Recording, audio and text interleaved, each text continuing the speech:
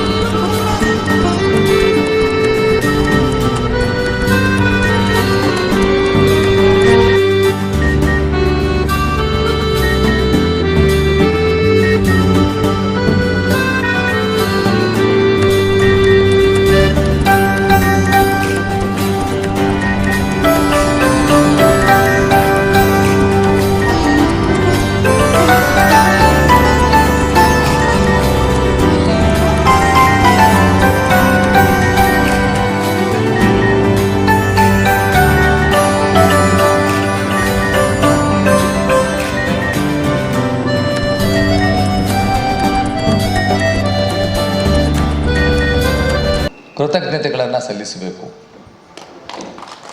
ಕಾರಣ ಇಷ್ಟೇ, ಕಳೆದ ತಿಂಗಳು 25ನೇ ತಾರೀಕು ಒಂದು ಬೃಹತ್ ಸಮಾವೇಶವನ್ನು ನಾವು ರಾಜ್ಯ ಮಟ್ಟದಲ್ಲಿ ಬೆಂಗಳೂರಲ್ಲಿ, ಅದರಲ್ಲೂ ಸ್ವಾತಂತ್ರ್ಯ ಉದ್ಯಾನವನದಲ್ಲಿ ಏರ್ಪಡಿಸಿದ್ವಿ.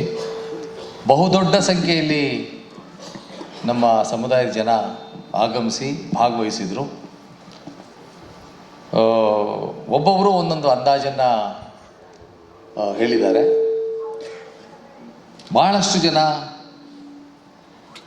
ಕನಿಷ್ಠ ಅಂದರೂ ಸಹ 4 ರಿಂದ 5 ಲಕ್ಷ ಜನ ಸೇರಿರುವ ಒಂದು ಸಮಾವೇಶ. ಇದು ಬಹುದೊಡ್ಡ ಬೃಹತ್ ಸಮಾವೇಶ. ನಮ್ಮ ಸಮುದಾಯದ ಇತಿಹಾಸದಲ್ಲಿ ಒಂದು ಹೊಸ ಇತಿಹಾಸವನ್ನು ಸೃಷ್ಟಿ ಮಾಡುವಂಥ ಒಂದು ಕೆಲಸವನ್ನು ನಾವು ಮಾಡಿದ್ದೇವೆ. ಆ ಮುಖಾಂತರ ಸಮುದಾಯದಲ್ಲಿ ಯಾವ ಮಟ್ಟದ ಪ್ರಮಾಣದ ಒಗ್ಗಟ್ಟಿದೆ, ಎಷ್ಟು ಆಕ್ರೋಶ ಇದೆ, ಆಗಿರ್ತಕ್ಕಂಥ ಅನ್ಯಾಯಗಳ ಒಂದು ಬಗ್ಗೆ ಎಷ್ಟು ಸಿಟ್ಟಿದೆ ಅನ್ನೋದನ್ನ ಇದನ್ನು ಚೆನ್ನಾಗಿ ಅವತ್ತು ನೀವು ದೃಢಪಡಿಸಿದ್ದೀರಾ, ತೋರಿಸಿದ್ದೀರಾ, ಡೆಮಾನ್ಸ್ಟ್ರೇಟ್ ಮಾಡಿದ್ದೀರಾ. ಇನ್ನೊಮ್ಮೆ ನಿಮ್ಮೆಲ್ಲರಿಗೂ ಸಹ ಕೃತಜ್ಞತೆಗಳು. ಅದು ಎಷ್ಟು ಶಿಸ್ತುಬದ್ಧವಾಗಿತ್ತು ಅಂತ ಹೇಳೋದಾದರೆ, ನನಗೆ ಜ್ಞಾಪಕ ಬಂದದ್ದು ಧರ್ಮ ಪರಿವರ್ತನಾ ದಿನ ನಾಗ್ಪುರಲ್ಲಿ ನಡೆಯುತ್ತಲ್ಲ, ಅಲ್ಲಿನ ಶಿಸ್ತು, ಸಂಯಮ ನನಗೆ ಅಲ್ಲಿ ಸಂಪೂರ್ಣವಾಗಿ ಕಂಡು ಬಂತು. ಯಾರೂ ಸಹ ಅಸಭ್ಯವಾಗಿ ವರ್ತಿಸಲಿಲ್ಲ. ಯಾರೂ ಸಹ ಧೂಮಪಾನ ಮಾಡಿದಂಥ ಒಂದು ಪ್ರಕರಣವನ್ನು ನಾವು ನೋಡಲಿಲ್ಲ. ನಾವು ಯಾರೂ ಸಹ ಪಾನಮತ್ತರಾಗಿರಲಿಲ್ಲ. ಎಲ್ಲರೂ ಭಾಳ ಡೀಸೆಂಟಾಗಿ ಬಿಹೇವ್ ಮಾಡಿ ಸಂಯಮದಿಂದ ನಡೆದುಕೊಂಡಿದ್ದಾರೆ. ಶಾಂತವಾಗಿ ನಾಗಮೋಹನ್ ದಾಸ್ ರಿಪೋರ್ಟ್ ಇರೋದ್ರಿಂದ ಸುಪ್ರೀಂ ಕೋರ್ಟ್ಗೆ ಹೋಗ್ಲಿಕ್ಕೆ ಏನೆಲ್ಲ ತಯಾರಿ ನಡೆಸಬೇಕು, ಈ ಥರದ ಹಲವಾರು ಮೌಲ್ಯಯುತವಾದಂಥ ವಿಚಾರಗಳನ್ನ ಊಟ ಆದ ನಂತರ ತಾವೆಲ್ಲರೂ ಇಲ್ಲೇ ಇದ್ದು ತಮ್ಮೆಲ್ಲರೂ ಸಲಹೆಗಳನ್ನ ತಗೊಂಡು ನಂತರ ನಾವು ತೀರ್ಮಾನ ತಗೋಬೇಕು ಅಂತ ಅಂದ್ಕೊಂಡಿದ್ದೇವೆ. ಜೊತೆಗೆ ಏನಿವತ್ತು ನಾಗಮೋಹನ್ ದಾಸ್ ಅವರ ಏನೆಲ್ಲ ವರದಿಗಳ ಬಗ್ಗೆ ನೀವೆಲ್ಲ ಬೆಳಿಗ್ಗೆಯಿಂದ ಕೇಳಿದ್ದೀರಿ. ಅವರು ಈ ಸಮುದಾಯವನ್ನು ಶಾಶ್ವತವಾಗಿ ರಾಜಕೀಯ ಮತ್ತು ಆರ್ಥಿಕ ಶೈಕ್ಷಣಿಕ ಕ್ಷೇತ್ರದಲ್ಲಿ ಮುಗಿಸಬೇಕು ಅಂತೇಳಿ ಎಲ್ಲರೂ ಒಟ್ಟಾಗಿ ಸೇರ್ಕೊಂಡಿದ್ದಾರೆ. ಎಲ್ಲರೂ ಒಟ್ಟಾಗಿ ಸೇರ್ಕೊಂಡೇ ಮಾಡಿರೋದು. ಹೀಗಾಗಿ ಈ ಒಂದು ವಿಷಯದಲ್ಲಿ 31 ಜಿಲ್ಲೆಗಳ ಎಲ್ಲರೂ ಬಂದಿದ್ದೀರಿ. ನೀವೆಲ್ಲರೂ ಅದನ್ನು ಊಟ ಆದಮೇಲೆ ಒಬ್ಬೊಬ್ಬರೇ ತಮ್ಮ ಅಭಿಪ್ರಾಯಗಳನ್ನ ಮಂಡಿಸಬೇಕು. ಜೊತೆಗೆ ಈಗೇನು ನಾವು ಡಿಮ್ಯಾಂಡ್ಗಳು ಕೊಟ್ಟಿದ್ದೀವಿ, ಈ ಥರ ನೀವು ಮಾಡಬೇಕು ಅಂತೇಳಿ. ಇವತ್ತು ಒಂದು ಕ್ಯಾಬಿನೆಟ್ ಇದೆ, ವಿಶೇಷ ಕ್ಯಾಬಿನೆಟ್ ಇದೆ. ಆ ಕ್ಯಾಬಿನೆಟ್ನಲ್ಲಿ ಸಬ್ಜೆಕ್ಟ್ ಬರ್ತಾ ಇದೆ. ಸೊ ಹಂಗಾಗಿ ನಮ್ಮ ಡಿಮ್ಯಾಂಡ್ಸ್ಗಳೇನಿದೆ, ಮೀಸಲಾತಿನಲ್ಲಿ ಏನು ಅನ್ಯಾಯ ಆಗಿದೆ, ನಾಗಮೋಹನ್ ರಿಪೋರ್ಟಲ್ಲಿ ಏನು ಅನ್ಯಾಯ ಆಗಿದೆ, ಜೊತೆಗೆ ಸುಪ್ರೀಂ ಕೋರ್ಟ್ನ ತೀರ್ಪು ಹೆಂಗೆ ಇದು ವಿರುದ್ಧವಾಗಿದೆ, ಮತ್ತು ಜಾತಿಗಳನ್ನ ಹೇಗೆ ಅವರು ವಿಂಗಡಿಸ್ಬಿಟ್ಟಿದ್ದಾರೆ, ಇಂಥ ಅವೈಜ್ಞಾನಿಕ ಅಪೂರ್ಣವಾಗಿರ್ತಕ್ಕಂಥ ಈ ಒಂದು ವರದಿಯನ್ನು ನೀವು ತಿರಸ್ಕರಿಸಬೇಕು. ಇದು ಸುಪ್ರೀಂ ಕೋರ್ಟ್ನ ತೀರ್ಪು ವಿರುದ್ಧವಾಗಿದೆ. ಇದು ಸುಪ್ರೀಂ ಕೋರ್ಟ್ನ ಏನು ಮೂಲ ಉದ್ದೇಶ ಇತ್ತು, ಮೀಸಲಾತಿ ಇತ್ತು, ನಿಖರವಾದಂಥ ಅಂಕಿಅಂಶಗಳೇನು ಕೊಡಿ ಅಂತ ಹೇಳಿದ್ರು ಕೊಟ್ಟಿಲ್ಲ, ಅವರು ಮರೆಮಾಚಿದ್ದಾರೆ. ಹಾಗಾಗಿ ಇದನ್ನು ತಿರಸ್ಕರಿಸಿ ಅಂತ ಹೇಳ್ಬೋದು. ಇವಾಗ 2-3 ಆಯೋಗ ಮಾಡಿದಾಗ ಸರ್ಕಾರ ಇದಕ್ಕೆ 10 ವರ್ಷ ಕಾಂಗ್ರೆಸ್ ಸದಾಶಿವ ಆಯೋಗ ಮಾಡಲಿಲ್ಲ. ಈಗ ಸರ್ಕಾರನೇ ಸರ್ಕಾರ ಪ್ರತಿನಿಧಿಯಾಗಿ ಮಾದೇವಪ್ಪ ಇದ್ದರು, ಮುನಿಯಪ್ಪ ಇದ್ದರು, ಎಲ್ಲರೂ ಇದ್ದರೂ ಕೂಡ ಅವತ್ತು ನ್ಯಾಯಾಧೀಶರು ಇವ್ರನ್ನ ಸೇರಿಸಿ ಕಮಿಟಿ ಮಾಡಿದ್ರು. ಅವತ್ತು ಇಟ್ಕೊಂಡು ಇವತ್ತು ಯಾಕೆ ವಿರೋಧ ಮಾಡ್ತಾ ಈಗ ಸರ್ಕಾರದವರು ಯಾರೇ ಮಾಡಲಿ ಸರ್, ಸಾಮಾಜಿಕ ನ್ಯಾಯ ಇರಬೇಕಲ್ಲ ಸರ್. ಒಂದು ಸಮುದಾಯವನ್ನು ಕುಗ್ಸೋ ಕೆಲಸ ಎಷ್ಟಿದೆ ಸರ್? ಒಂದು ಸಮುದಾಯದ ಅಸ್ತಿತ್ವನ ನಾಶ ಮಾಡುವಂಥ ಯಾವುದಾದ್ರು ಸುಪ್ರೀಂ ಕೋರ್ಟ್ ಆದೇಶ ಇದೆಯಾ ಅಥವಾ ಯಾವುದಾದ್ರು ಆದೇಶ ಇದೆ ಸರ್? ಒಂದು ಸಮುದಾಯವನ್ನು ನಾಶ ಮಾಡೋದು ಶೈಕ್ಷಣಿಕ ಆರ್ಥಿಕವಾಗಿ ಅದು ಪ್ರಜಾಪ್ರಭುತ್ವ ವ್ಯವಸ್ಥೆ ಲಕ್ಷಣ ಅಲ್ಲ ಸರ್. ಅಲ್ಲ, ಈಗ ಸರ್ಕಾರ ಅದನ್ನು ಅವರು ನ್ಯಾಯಾಧೀಶರು ಸರ್ಕಾರಕ್ಕೆ ಕೊಟ್ಟ ಮೇಲೆ ಸೊ ತಮಗೆ ಕರೆದು ಮಾತಾಡಿದಾಗಲೂ ಅವತ್ತು ವಿರೋಧ ಮಾಡಬೇಕಾಗಿದೆ. ಮಾಡಿದ್ದೀವಲ್ಲ, ಸ್ಟಾರ್ಟಿಂಗಲ್ಲಿ ವಿರೋಧ ಮಾಡ್ತಾ ಇದ್ದೀವಿ, ಆರಂಭದಿಂದ ಇದ್ರ ವಿರೋಧ ಮಾಡ್ತಾ ಇದ್ದೀವಿ. ಇದು ಆರಂಭದಿಂದ ವಿರೋಧ ಮಾಡ್ತಾ ಇದ್ದೀವಿ. ನಮ್ಮ ಉದ್ದೇಶ ಇಷ್ಟೇ, ಯಾರಿಗೂ ಅನ್ಯಾಯ ಆಗ್ಬಾರ್ದು, ಯಾವ ಸಮುದಾಯಕ್ಕೂ ಅನ್ಯಾಯ ಆಗ್ಬಾರ್ದು. ಅಲ್ಲ, ಎಲ್ಲ ಸಮುದಾಯದ ಹಿತವನ್ನು ಕಾಯಿದೆ ಅಂತ ಹೇಳ್ತೀವಿ. ಈಗ 101 ಜಾತಿಗಳ ಹಿತ ಕಾಯಲು ತಮ್ಮ ಹೇಳ್ತಾ ಇದ್ದೀವಿ. ಸಾವಿರ ಜಾತಿಗಳಾಗಿ ಫೈನಲಿ ಸರ್ಕಾರದ ಇಂದಿನ ನಿರ್ಧಾರ ನಡೆ ಈಗ ಡಿಲೇ ಆಗ್ತಾ ಇದೆ. ಪ್ರತಿ ಬಾರಿ ಕೋಡ್ ಆಫ್ ಕಂಡಕ್ಟ್ ಅದು ಹಾಕು ಎಲ್ಲಿವರೆಗೂ ತಾಳ್ಮೆ ಮತ್ತು ಸರ್ಕಾರಕ್ಕೆ ತಮ್ಮ ಒಂದು ಏನಿದೆ ಸರ್ಕಾರಕ್ಕೆ ಅದೇ ಇವತ್ತು ಡಿಮ್ಯಾಂಡ್ ಮಾಡ್ತಾ ಇದ್ದೀವಿ, ಎಲ್ಲವನ್ನು ಸರಿ ಮಾಡಿ ಜಾರಿ ಮಾಡಿ. ಇಲ್ಲ 7 ಹೋಯ್ತು, 12 ಹೋಯ್ತು, ತಿರ್ಗಾ ಇವತ್ತು ಕ್ಯಾಬಿನೆಟ್ ಇದೆ. ಇವತ್ತು ಅದೇ ಹೇಳ್ತಾ ಇದ್ದೀವಿ, ಎಲ್ಲರಿಗೂ ಸಾಮಾಜಿಕ ನ್ಯಾಯ ಕೊಟ್ಟು ಜಾರಿ ಮಾಡಿ. ನಾಗಮೋಹನ್ ದಾಸ್ ಅವರು ಮುಖ್ಯಮಂತ್ರಿಗಳ ಆಸ್ಥಾನ ಕವಿ ಅಂತ ಸುಮಾರು 8ರಿಂದ 10 ಆಯೋಗಗಳಿಗೆ ಅವ್ರನ್ನ ಅಧ್ಯಕ್ಷರು ಮಾಡಿದ್ದಾರೆ ಸರ್. 8ರಿಂದ 10 ಆಯೋಗ ಅಧ್ಯಕ್ಷರು ಮಾಡಿದ್ದಾರೆ. ನಿಮ್ಮ ಗಮನದಲ್ಲಿರಲಿ, 32 ಜನ ನಿವೃತ್ತ ನ್ಯಾಯಾಧೀಶರು ಬೆಂಗಳೂರಿದ್ದಾರೆ.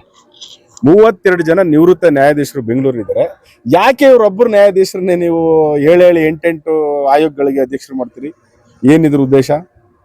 ಇರಿಗೇಷನ್ ಇವರೇ ಅಧ್ಯಕ್ಷರು, ಒಳ ಮೀಸಲಾತಿಗೆ ಇವರೇ ಅಧ್ಯಕ್ಷರು, 40% ಕಮಿಷನ್ ಇವರೇ ಅಧ್ಯಕ್ಷರು, ಕೋವಿಡ್ನಲ್ಲಿ ನಡೆದಿರ್ತಕ್ಕಂಥ ತನಿಖೆ ಮಾಡೋಕ್ಕೆ ಇವರೇ ಅಧ್ಯಕ್ಷರು 40%. ನಾನು ಹೇಳೋದು 32 ಜಡ್ಜ್ಗಳು ರಿಟೈರ್ಡ್ ಆಗಿದ್ದಾರೆ ಅಂತ ಮಾಡಿದೆ. ಯಾಕೆ ನೀವು ಯಾರಿಗೂ ಕೊಡೋಕ್ಕಾಗಲ್ಲ? ಯಾಕೆ ಇವ್ರನ್ನೇ ಮಾಡ್ತೀರಿ ಅಂದರೆ ಇವರು ನಿಮ್ಮ ಆಸ್ಥಾನ ಕವಿಗಳು ಅನ್ನೋದ್ರಲ್ಲಿ ಸ್ಪಷ್ಟವಾಗಿದೆ. ಆ ಕಾರಣಕ್ಕಾಗಿ ದಯಮಾಡಿ ನಿಮಗೆ ರಿಕ್ವೆಸ್ಟ್ ಏನಂತಂದರೆ, ನೀವು ಬಲಗೈ ಸಮುದಾಯವನ್ನು ನಿರ್ಲಕ್ಷಿಸಬೇಡಿ ಅಂತ ಎಚ್ಚರಿಕೆಯನ್ನು ನಾವು ಕೊಡ್ತಾ ಇದ್ದೇವೆ. ಅದಕ್ಕೆ ನಾವು ತಯಾರಿ ಆಗ್ತಿದ್ದೀವಿ. ನಮ್ಮ ಸುಮ್ಮನೆ ಕೂತ್ಕೊಳ್ಳಿ, ತಯಾರಿ ಆಗ್ತಿದ್ವಿ.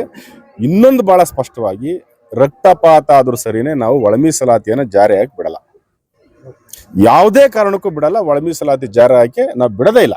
ಇದಂತೂ ಶತ್ಸಿದ್ಧ. ಏನೋ ಸುಮ್ಮನೆ ಇದ್ದಾರೆ ಅಂತ ನಾವು ಸುಮ್ಮನೆ ಇಲ್ಲ, ಕೆಲಸ ಮಾಡ್ತಾ ಇದ್ವಿ. ನಮ್ಮ ಸಮುದಾಯದ ಪ್ರತಿಯೊಂದು ಕುಟುಂಬವನ್ನು ನಾವು ಭೇಟಿ ಆಗ್ತಾ ಇದೀವಿ, ಮಾತಾಡ್ತಾ ಇದ್ದೇವೆ. ಯಾಕೆಂದ್ರೆ ಇದು ನಮ್ಮ ಸಮುದಾಯದ ಮುಂದಿನ ಜನರೇಷನ್ಗೆ ಮರಣ ಶಾಸನ ಅಂದ್ರೆ ಅತ್ಯಂತ ಇದು ದ್ವೇಷಪೂರಿತವಾಗಿ ಮಾಡಿರುವಂತ ಕೆಲಸ. ಇನ್ನೂ ಒಂದು ಹೆಜ್ಜೆಗೆ ಮುಂದೆ ಹೇಳೋದಂತಂದ್ರೆ, ನೀವು ಒಳ ಮೀಸಲಾತಿ ಜಾರಿ ಮಾಡೋ ಬದಲು ಬಲಗೈ ಸಮುದಾಯಕ್ಕೆ ಮೀಸಲಾತಿ ಕೊಡಲ್ಲ ಅಂತ ಅನೌನ್ಸ್ ಮಾಡಿದ್ರು. ನಿಮಗೆ ಮೀಸಲಾತಿ ಕೊಡಲ್ಲ ರೀ, ಏನ್ ಮಾಡ್ಕೊತೀರ ಮಾಡ್ಕೊಳ್ಳಿ ಅಂದ್ರೆ, ನಿಮಗೆ ತಾಕತ್ತಿದ್ರೆ ಅನೌನ್ಸ್ ಮಾಡಿ ಅಂತ ರಾಜ್ಯದ ಮುಖ್ಯಮಂತ್ರಿಗಳಿಗೆ ಎಲ್ಲ ಸಚಿವರಿಗೆ ನಾವು ಹೇಳಕ್ ಬಯಸ್ತೀವಿ. ನೀವು ಡಿಸೈಡ್ ಮಾಡ್ರಿ, ಬಲಗೈ ಸಮುದಾಯರಿಗೆ ನಾವು ಮೀಸಲಾತಿ ಕೊಡಲ್ಲ ಅಂತ ಡಿಸೈಡ್ ಮಾಡಿ. ನೀವು ಮಾತೆತ್ತಿದ್ರೆ ಸಾಮಾಜಿಕ ನ್ಯಾಯ ಅಂತೀರಿ, ಈಚೆಗೆ ಬಟ್ಟೆ ಹಾಕೊಂಡು ಈಚೆಗೆ ಬಂದ್ರೆ ಸಾಕು ಸಾಮಾಜಿಕ ನ್ಯಾಯ, ಮೈಕ್ ಸಿಕ್ಕಿದ್ರೆ ಸಾಕು ನಾವು ಸಂವಿಧಾನ ಪರ, ಆಯ್ತಾ? ಯಾರು ಎಲ್ಲಾರು ಕಂಡ್ರೆ ಸಾಕು ನನ್ನಂತ ಸಾಮಾಜಿಕ ನ್ಯಾಯದ ಹರಿಕಾರರು ನಾವು, ಅಂಬೇಡ್ಕರ್ ವಾದಿಗಳು, ಸಂವಿಧಾನ ಜಾರಿಗಳು ಅಂತೇಳಿ ನೀವು ತುಂಬಾ ಪಡ್ಪಾಟ್ಲು ಬಿಡ್ತಿರಲ್ಲ, ಬಾಯಿ ಬಡ್ಕತಿರಲ್ಲ. ನೀವು ಆಚರಣೆಯಲ್ಲಿ ನೀವೇನ್ ಮಾಡ್ತಾ ಇದೀರಿ? ಮಾತಾಡುವಾಗ ಅಂಬೇಡ್ಕರ್ ಹೆಸರು ಹೇಳ್ತೀರಿ, ನಡ್ಕೋವಾಗ ನೀವು ಇಡೀ ಬಲಗೈ ಸಮುದಾಯದ ಆಯ್ತಾ ಹಿತವನ್ನ, ಅವ್ರನ್ನ ಸಂಪೂರ್ಣ ಈ ಸಮಾಜದಲ್ಲಿ ನಾಶ ಮಾಡಕ್ ನೀವು ಹೊರಟಿದ್ದೀರಿ. ಇದು ನಮಗೆ ಗೊತ್ತಿಲ್ಲ ಅಂತಲ್ಲ, ಆಯ್ತಾ? ನಮ್ಗೆ ಗೊತ್ತಿದ್ದು, ನಮ್ಗೆ ಗೊತ್ತು. ಇದನ್ನ ನಾವು ತೀರ್ಮಾನ ತಗೊಂಡೇ ತಗೋತೀವಿ. ಇದನ್ನ ನಾವು ಸುಮ್ಮನೆ ಅಂತೂ ಬಿಡಲ್ಲ ಸರ್. ಕ್ಯಾಸ್ಟ್ ಸರ್ಟಿಫಿಕೇಟ್ ನ ನೀವು ಹಳೆ ಹೊಸ ಕ್ಯಾಸ್ಟ್ ಸರ್ಟಿಫಿಕೇಟ್ ಏನ್ ಮಾಡಿದಿರಿ ಅದನ್ನ ಎಲ್ಲರೂ ಮಾಡಿಸ್ಕೊಳ್ಳಿಲ್ಲ ಇನ್ನ. ನೀವು ಎಲ್ಲರೂ ಮಾಡಿಸ್ಕೊಳ್ಳೋ ತನಕ ನೀವು ಹಳೆ ಕ್ಯಾಸ್ಟ್ ಸರ್ಟಿಫಿಕೇಟ್ ನ ಪರಿಗಣನೆ ಮಾಡಕ್ ಅವಕಾಶ ಕೊಡಿ. ಈಗ ಬೆಂಗಳೂರಲ್ಲಿ ಇರೋರು ಸುತ್ತಮುತ್ತ ಇರೋರು ತಿಳುವಳಿಕೆ ಇರೋರು ಮಾಡಿಸ್ಕೊತಾರೆ. ಹಳ್ಳಿಲಿ ಇರೋರು ಜನಕ್ಕೆ ಏನ್ ಅರ್ಥ ಆಗತ್ತೆ? ಇದು ಸಿಸ್ಟಮ್ಗೆ ಹೋಗ್ಬೇಕು ನೀವು. ಮತ್ತೆ ಅದು ಏನ್ ಮಾಡಿದ್ದಾರೆ, 500 ರೂಪಾಯಿ ಪೇಪರ್ ತಗೊಂಡು ಬಾಂಡ್ ಪೇಪರ್ ತಗೊಂಡು ಅಫಿಡೇಟ್ ಮಾಡಬೇಕು. ಆಮೇಲೆ ಅದನ್ನ ಆನ್ಲೈನ್ ಅಪ್ಲೈ ಮಾಡಬೇಕು, ನೋಟ್ರಿ ಮಾಡಬೇಕು. ಅದಾದ್ಮೇಲೆ revenue inspector, taluk office, AC ಗಂಟ ಹೋಗಿ ಬರ್ಬೇಕಿದು. ಇದೆಲ್ಲವನ್ನು ಮಾಡಕ್ ಆಗ್ತಿಲ್ಲ. ಹಂಗಾಗಿ ಹಳೇದ್ನು ಪರಿಗಣಿಸಿ ಅಂತ ರಿಕ್ವೆಸ್ಟ್ ಮಾಡಿದ್ವಿ ನಾವು. ಸರ್, ನಾನು ಶಿವಣ್ಣ ಅಂತ, ಬಲಗೈ ಸಮುದಾಯಗಳ ಒಕ್ಕೂಟದ ಪ್ರಮುಖರಲ್ಲಿ ನಾನು ಒಬ್ಬ ಸರ್.